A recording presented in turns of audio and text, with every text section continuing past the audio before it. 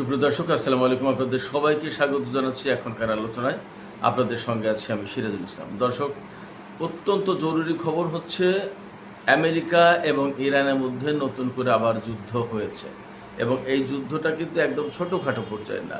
America ইরানের উপর 3 দফা হামলা চালিয়েছে এবং ইরান মধ্যপ্রাচ্যের অন্তত 3টি দেশে 21টি মার্কিন লক্ষ্যবস্তুতে হামলা চালিয়েছে।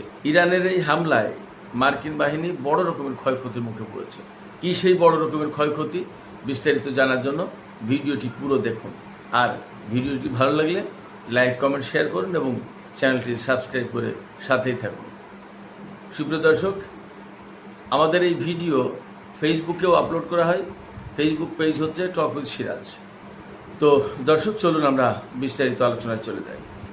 আপনাদেরকে গতকালকে আমি বলেছিলাম যে আমেরিকার একটি অ্যাপাচি অ্যাটাক হেলিকপ্টার এটা ভূপাতিত হয়েছে হরমুজ প্রণালীর আশপাশে। পরবর্তীতে জানা যায় যে ওমান উপসাগরে, সেটা একদম হরমুজ প্রণালীর কাছেই বিধ্বস্ত হয়েছে। প্রথম খবর ছিল কিভাবে বিধ্বস্ত হয়ে জানা যায়নি। পরবর্তীতে খবর আসে যে ইরান এই হেলিকপ্টার ভূপাতিত করেছে। যদিও ইরান এর দায় স্বীকার করছে না, তবে আবার একেবারে অস্বীকারও করেনি। ইরানের পক্ষ থেকে বলা হয়েছে যে তারা এটা করেনি, অর্থাৎ এই হেলিকপ্টার ভূপাতিত করেনি। কিন্তু এরকম একটা চলমান ইস্যুতে কখন কি হয় তা তো বলাও যায় না, এরকম একটা কথাবার্তা বলছে। যাই হোক, এই হেলিকপ্টার ধ্বংসের ঘটনাকে আমেরিকা একেবারে সরাসরি ইরান জড়িত বলে মনে করছে এবং মনে করছে যে ইরানের কারণেই এই হেলিকপ্টারটা বিধ্বস্ত হয়েছে।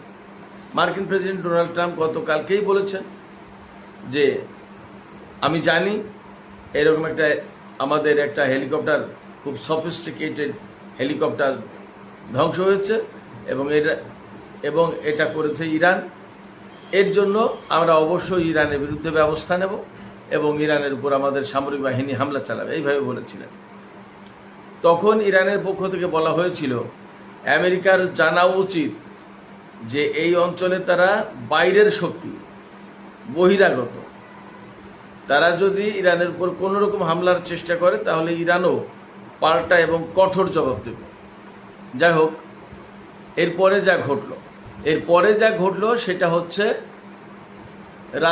রাত গেল, এই রাত 2টার দিকে মার্কিন বাহিনী ইরানের একদম পারস্য উপসাগরের উপকূলীয় অঞ্চল, এই অঞ্চল এবং কয়েকটা দ্বীপে হামলা চালিয়েছে।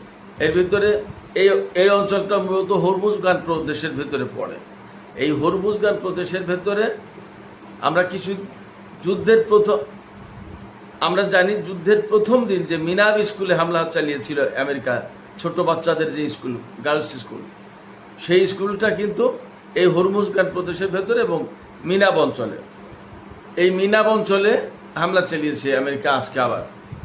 এরপরে কিশ দ্বীপ, পারস্য উপসাগরে ইরানের যে কয়টা দ্বীপ আছে তার ভিতরে সবচেয়ে সুন্দর, পর্যটন বান্ধব এবং পরিকল্পিত এবং অনেক গুরুত্বপূর্ণ ইউনিভার্সিটির ব্রাঞ্চও আছে এখানে, কিশ দ্বীপে সিরিক এবং জাস্ক, এই সমস্ত দ্বীপে হামলা চালিয়েছে আর মিনাব অঞ্চলে হামলা চালিয়েছে।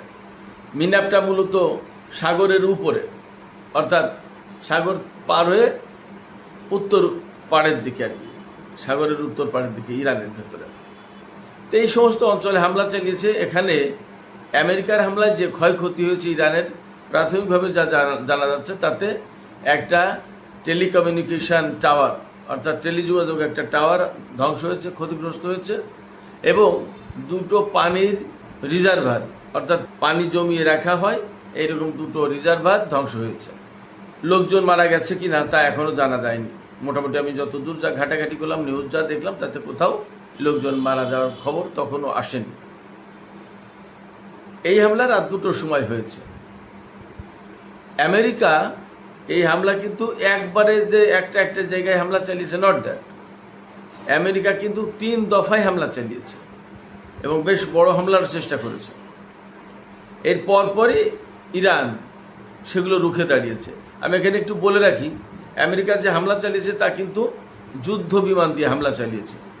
আমেরিকার এই হামলার পর ইরান রুখে দাঁড়ানোর চেষ্টা করেছে এবং ইরান তাৎক্ষণিকভাবে রাত 2:30টার দিকে কুয়েত, বাহরাইন এবং জর্ডানের উপরে হামলা চালিয়েছে।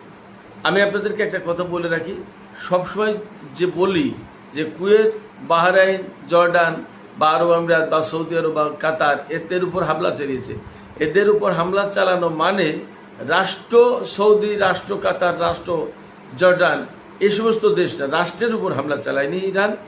হামলা চালিয়েছে ওই সমস্ত দেশে থাকা মার্কিন ঘাঁটির উপরে।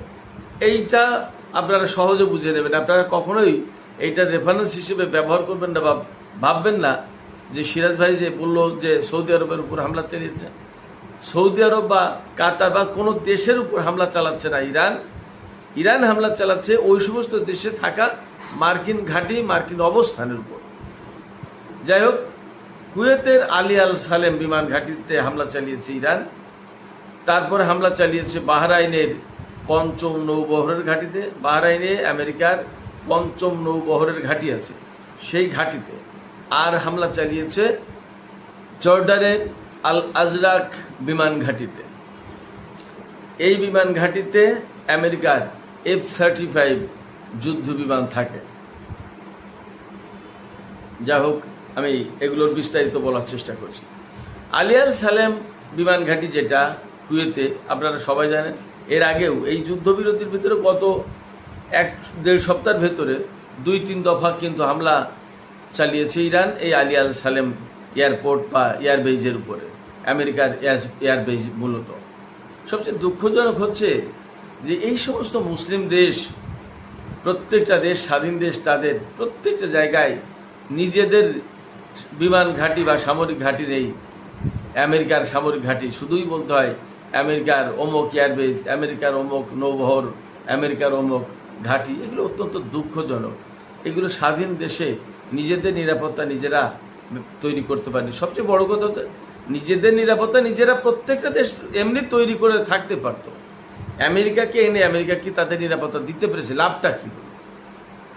শুধুই মাত্র উসিলা বা উসলত ছিল ইরান। ইরান ইরান ইরানকে সামনে রেখে জুজুর ভয় দেখে এই সমস্ত জায়গায় এরা ঘাঁটি গেড়ে বসে আছে এবং মধ্যপ্রাচ্যের টোটাল অশান্তির মূল কারণ বলে মনে করা হয়। এই যে এত যুদ্ধ বিগ্রহ, এই সমস্তগুলো যদি এই আমেরিকা বা অন্যদের উপস্থিতি যদি না থাকতো তাহলে কি এগুলো হতে পারতো? মনে হয় হতে পারতো না। কারণ হচ্ছে যার যার দেশ সেই চালাবে।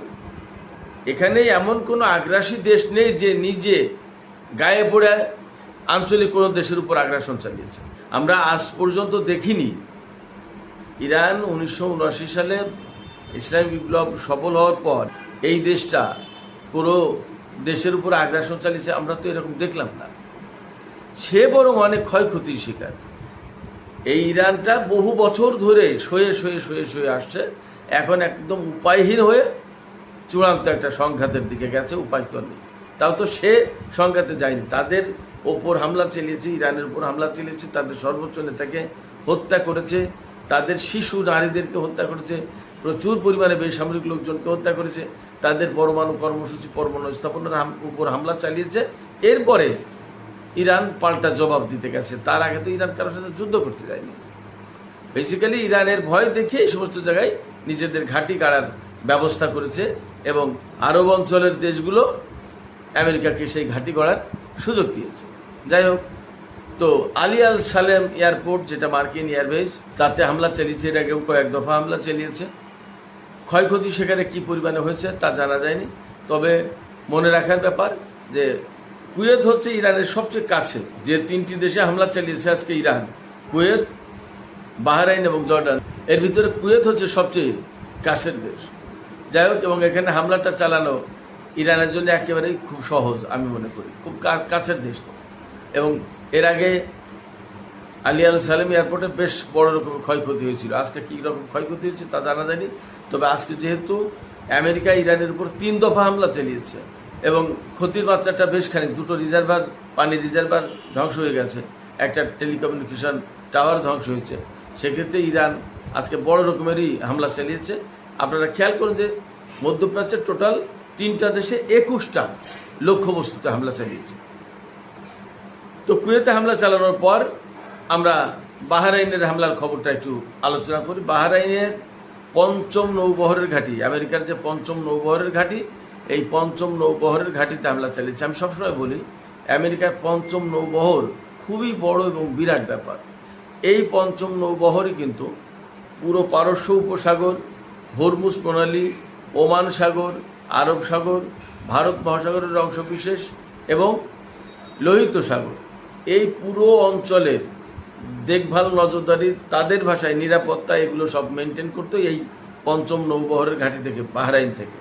এবং আমেরিকা দাবি করে সেটা হচ্ছে যে এই সমস্ত গুরুত্বপূর্ণ নৌ রুট, এই সমস্ত রুটে তো প্রচুর পরিমাণে তেল এবং গ্যাসের চলাচল, অর্থাৎ তেল গ্যাস পরিবহন করা হয় এই রুটে, হরমুজ প্রণালী দিয়ে, আরব সাগর দিয়ে বা ভারত মহাসাগর, ওমান উপসাগর দিয়ে, বাব আল মানদেব প্রণালী, লোহিত সাগর দিয়ে।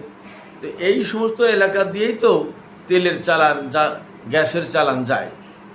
এর সকল নিরাপত্তার দায়ী দায়িত্বে ছিল আমেরিকা বা আছে আমেরিকার এই পঞ্চম নৌবহরের ঘাঁটি। কিন্তু ফ্যাক্ট হচ্ছে আমেরিকার কাছে আসলে কে নিরাপত্তা চেয়েছে আমি এইটা বুঝি না। কারণ আঞ্চলিক দেশগুলো, আমেরিকা যদি এখানে না থাকতো, আঞ্চলিক দেশগুলো যদি তাদেরকে যদি শক্তিশালী করা হতো, আমেরিকা যদি বলতো যে বাহরাইনে আমার থাকার দরকার নেই, কুয়েতে থাকার দরকার নেই, সৌদি আরবে থাকার দরকার নেই, কাতারে, ওমানে, সংযুক্ত আরব আমিরাতে কোথাও থাকার দরকার নেই, এই দেশগুলোকে, প্রত্যেকটা দেশগুলোকে যদি শক্তিশালী করে তুলতো, তাহলে এরাই তো এই নৌ রুটে নিজেদের নিরাপত্তা নিজেরাই দিতে পারতো। সমস্যা কী ছিল? সমস্যা ছিল না। কিন্তু তা করেনি। তা না করে বরং এই সমস্ত দেশে আমেরিকা নিজের ঘাঁটি গড়েছে এবং তারা সামরিক বাহিনী মোতায়েন করেছে এবং এই অঞ্চলের উপরে নিরাপত্তা নামে বেসিক্যালি আধিপত্য প্রতিষ্ঠা করেছে, যেটা নিয়ে এখন দ্বন্দ্ব। তো এই বাহরাইনের নৌবহরের ঘাঁটিতে হামলা চালিয়েছে ইরান এবং ব্যাপক মাত্রায় হামলা চালিয়েছে। আমি যা শুনতে পাচ্ছি যে ক্ষয়ক্ষতির পরিমাণ যথেষ্ট। কারণ পঞ্চম নৌবহর এমন একটা দেশে, যে দেশের সাথে ইরানের কিন্তু ব্যাপক দ্বন্দ্ব। সংযুক্ত আরব আমিরাতের সাথে যেমন ইরানের দ্বন্দ্ব, তেমনি বাহরাইনের সাথে কিন্তু ইরানের দ্বন্দ্ব। কেন? বাহরাইনের সাথে দ্বন্দ্বের মূল যে জায়গাটা, সেটা হচ্ছে বাহরাইনের 70% বেশি শিয়া জনগোষ্ঠী। অথচ এটা তো আসলে এই যে আরব শাসক যারা, তাদের তো আর বিশেষ কোনো ধর্মের ব্যাপার আসলে তো নেই। নামে নামে সুন্নি, ধর্মের প্রতি তাদের তো দরদ ভালোবাসা থাকার কোনো কারণ দেখি না। ধর্মের প্রতি যদি দরদ ভালোবাসা থাকতো, তাই তো মুসলিম উম্মার চিন্তা করতো, সেটা তো নেই। ধর্মের প্রতি ভালোবাসা বা মানুষের প্রতি ভালোবাসার পরিবর্তে এই সমস্ত জায়গায় শিয়া সুন্নির বিভেদ সৃষ্টি করা হয়েছে এবং শিয়া জনগোষ্ঠীকে ব্যাপকভাবে সংকটের ভিতর রাখা হয়, জুলুম নির্যাতনের ভিতর রাখা হয়, এরকম কথাই তো শোনা যায়। এবং শিয়া জনগোষ্ঠী বলে যে তাদেরকে বৈষম্যের শিকার করা হয়েছে, তাদের উপর বৈষম্য চালানো হয়, তারা বৈষম্যের শিকার। 2011 সাল থেকে কিন্তু বাহরাইনে প্রচণ্ড আন্দোলন চলে আসছে এবং সেখানে 2011-12 সালে কিন্তু সরকারের পতন হয়ে যায় এরকম একটা অবস্থা। তখন সৌদি আরব এই বাহরাইনে সামরিক বাহিনী মোতায়েন করেছিল বাহরাইনের সরকারকে টিকিয়ে রাখার জন্য। আর বাহরাইনে পঞ্চম নৌবহরের ঘাঁটি যেহেতু মার্কিন, সেখানে মার্কিন সরকারের সমর্থন তো ছিলই। তো এই যে শিয়া মুসলিম জনগোষ্ঠীর উপরে বৈষম্য, নির্যাতন বা তাদেরকে বঞ্চনার শিকার করা, এগুলোর ব্যাপারে ইরানের কিন্তু বক্তব্য আছে। ইরান কিন্তু এগুলো পছন্দ করে না এবং যেহেতু ইরান শিয়া প্রধান দেশ, সেক্ষেত্রে যেখানে শিয়া জনগোষ্ঠী আছে তার প্রতি তো তার একটু আলাদা বিশেষ দরদ ভালোবাসা থাকবে, এটা স্বাভাবিক, সেটা আছে। ফলে বাহরাইনকে বিশেষভাবে মুক্ত করার একটা চিন্তা কিন্তু ইরান লালন করে পোষণ করে। মুক্ত করা বলতে মার্কিন দখলদারিত্ব থেকে মুক্ত করা, তারপরে আপনার শিয়া জনগোষ্ঠীকেও স্বাধীন করার একটা চিন্তা। আমি ব্যক্তিগতভাবে যা মনে করি, এটা ইরান বলছে তা কিন্তু না, আমি এইগুলো মনে করি যে এরকম প্রেক্ষাপট আছে। তো সেই জায়গায় বাহরাইনের পঞ্চম নৌবহরের ঘাঁটিতে কিন্তু বড় রকমের হামলা চালাবে, এটা স্বাভাবিক। আফটার অল বাহরাইনের যে মার্কিন পঞ্চম নৌবহরের ঘাঁটি, এটা কিন্তু অনেক বড় ব্যাপার, এটা সাধারণ কোনো ব্যাপার না। বাহরাইন হয়তো রাষ্ট্র হিসেবে ছোট হতে পারে, কিন্তু সেখানে মার্কিন ঘাঁটিটা কিন্তু অনেক বড়, খুবই গুরুত্বপূর্ণ। একটা বিষয় খেয়াল রাখেন, অত্র অঞ্চলের সবচেয়ে বড় নৌবহরের ঘাঁটি হচ্ছে এই পঞ্চম নৌবহরের ঘাঁটি বাহরাইনে। আর কাতারে আল উদেইদ ঘাঁটি হচ্ছে সবচেয়ে বড় মার্কিন বিমান বাহিনীর ঘাঁটি, যেখান থেকে পুরো সেন্টকমের টোটাল নজরদারি, রাডার সিস্টেম সমস্ত সবকিছু পরিচালনা করা হয় এখান থেকে। এর ভেতরে গোপনে গোপনে সংযুক্ত আরব আমিরাতের আল জাফরা, এটাও কিন্তু অনেক বড় বিমান ঘাঁটি, বড় সামরিক কেন্দ্র হিসেবে গড়ে তুলেছে। এখানে আমেরিকা এবং ইসরায়েলের সৈন্য আছে, সাম্প্রতিক খোঁজখবরে অন্তত তাই পাওয়া গেছে। তো যাই হোক, বাহরাইনে এইরকম ব্যাপক হামলা চালিয়েছে, সেখানে টু দ্য পয়েন্টে কোন কোন জায়গায় হামলা চালিয়েছে এখনও আসলে হয়তো রাতের ভিডিওতে বলতে পারবো। এই সমস্ত হামলার পরে জর্দানের বিশেষ করে আল আজরাক বিমান ঘাঁটিতে হামলা চালিয়েছে ইরান খুব টার্গেট করে। এখানেই মূল ক্ষয়ক্ষতিটা হয়েছে মার্কিন বাহিনীর। সেই ক্ষয়ক্ষতিটা হচ্ছে, এখানে আমি আগেই বলেছি যে এখানেই F-35 যুদ্ধ বিমান রাখে আমেরিকা জর্ডানে, এবং এই বিমান ইরানের বিরুদ্ধে হামলার সময় ব্যবহার করে। সেই ঘাঁটিতে হামলা চালিয়েছে, যেখানে F-35 বিমান থাকে এই ঘাঁটির, সেই ঘাঁটির সেই হ্যাঙ্গারে হামলা চালিয়েছে। আমি কিন্তু গতকালকেও বলেছিলাম যে ইসরায়েলের রামাত ডেভিড এয়ারবেজের এই F-35 এর হ্যাঙ্গারে হামলা চালিয়েছে ইরান। আবার এই জর্ডানের আল আজরাক বিমান ঘাঁটির F-35 বিমানের হ্যাঙ্গারে হামলা চালিয়েছে ইরান। এখানে টার্গেটটা হচ্ছে F-35 যেহেতু একদম লেটেস্ট মডেলের অত্যাধুনিক বিমান, যদি 2-5টা ধ্বংস করা যায় তাহলে বড় রকমের ক্ষয়ক্ষতির মুখে পড়লো আমেরিকা, এতে কোনো সন্দেহ নেই। তো বড় রকমের ক্ষয়ক্ষতি, সবচেয়ে বড় কথা, বিমানের হ্যাঙ্গার যদি ধ্বংস হয়ে যায় তাহলে বিমান রাখাটাই তো অনিরাপদ হয়ে যাবে, অতএব এখান থেকে সরাতে বাধ্য হবে। টার্গেটটা কিন্তু এরকম। শুধু আল আজরাক বিমান ঘাঁটির এই F-35 এর হ্যাঙ্গারে হামলা চালিয়েছে ইরান, নট দ্যাট, ব্যাপারটা কিন্তু তা না, আরও আছে। এই জর্ডানে মার্কিন বাহিনীর কমান্ড অ্যান্ড কন্ট্রোল সেন্টার যেটা, তাতেও হামলা চালিয়েছে। ক্ষয়ক্ষতি কী পরিমাণে হয়েছে সেটা পরের গল্প, কিন্তু হামলাগুলো বড় রকমের হয়েছে এবং এখানে সব ভালো ভালো বড় বড় ক্ষেপণাস্ত্র দিয়ে হামলা চালিয়েছে, ব্যালিস্টিক ক্ষেপণাস্ত্র সব। এর ভেতরে হয়তো হাইপারসনিক ক্ষেপণাস্ত্র ব্যবহার করা হয়েছে, কারণ অন্য ক্ষেপণাস্ত্র ব্যবহার করলে হয়তো শুট ডাউন করে ফেলবে, কিন্তু হাইপারসনিক ক্ষেপণাস্ত্র ব্যবহার করলে শুট ডাউন করা কঠিন হবে।